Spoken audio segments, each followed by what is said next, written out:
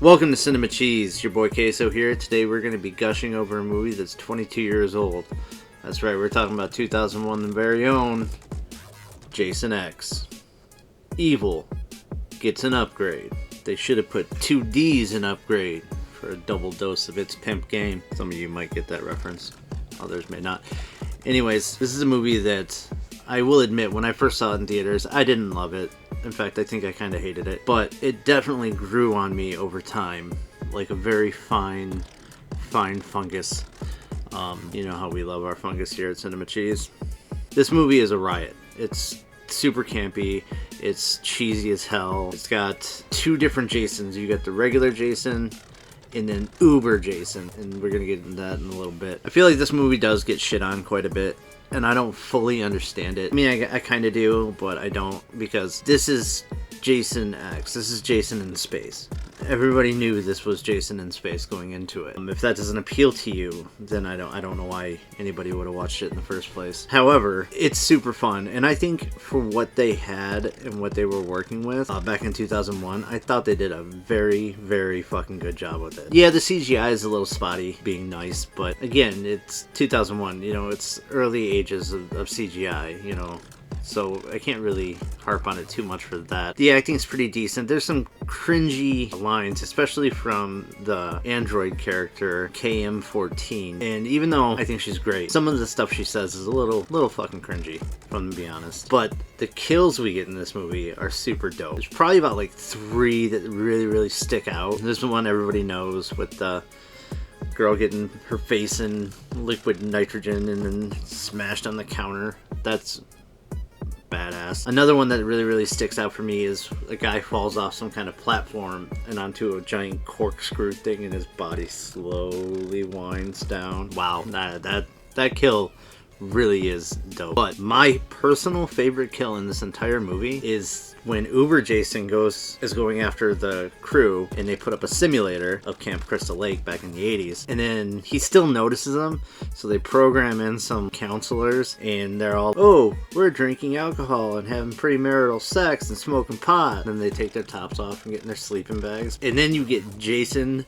grabbing one of the girls in the sleeping bags, beating the other one with that girl in the sleeping bag, and after he whacks her like 5-6 times, he turns and violently hits the girl against the tree and then throws her on the ground like a piece of garbage. That's not like a sexist thing, that's just how the video was, and I thought that was fucking amazing. That kill right there, even in theaters when I wasn't enjoying the movie, I enjoyed that kill. So that's a good one for me. If you haven't seen this movie, I'll give you a brief description. It starts out in current time. Jason's captured at some research facility at Crystal Lake, and the research lead is a girl named Rowan, and they're about to cryogenically freeze his ass. When some generals come in and like, no, he's too valuable to freeze him. We need to research him because his miraculous ability to regenerate and not fucking die is too valuable of an asset to just discard. Because, you know, nothing bad has ever happened when people decide to do research in movies instead of doing the logical, you know, common sense thing. So the generals go in there to claim Jason, to take him to a different facility. Unbeknownst to them, Jason did the old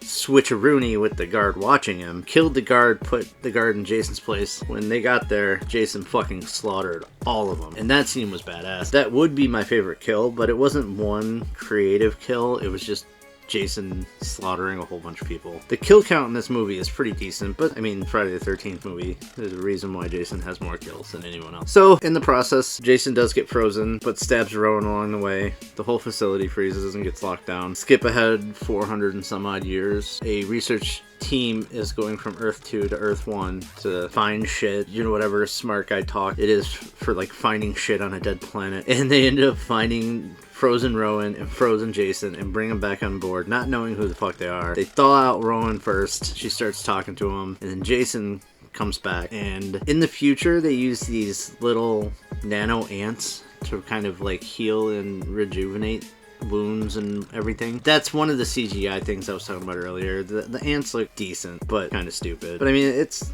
okay. You know what I mean? It's a slasher movie that takes place in space in the year 2455. I wasn't expecting anything better. But then hilarity is too. Jason just starts offing people. And I already talked about the CGI, some of the cringy lines. My other dislike in this movie is Jason's look. When he's regular Jason, he's got... Kane Hodder has this big head, and they put this tiny little Jason mask on him, so like his head's still sticking out.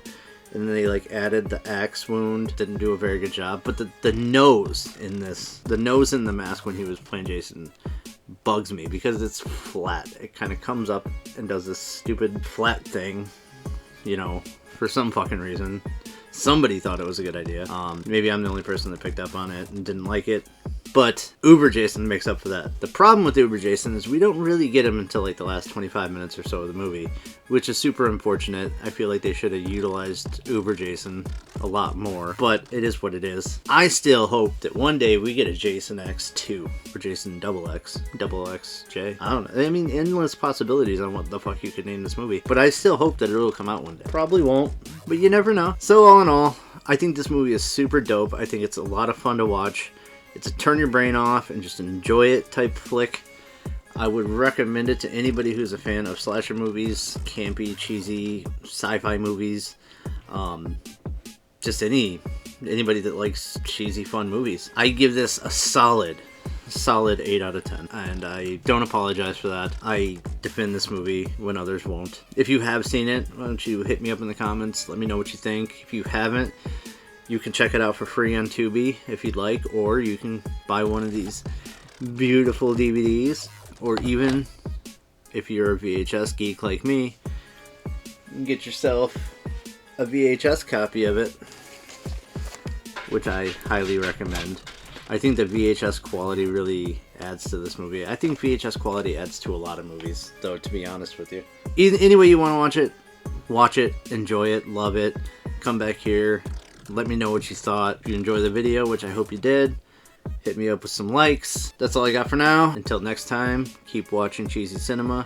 But most importantly, keep watching Cinema Cheese. Peace.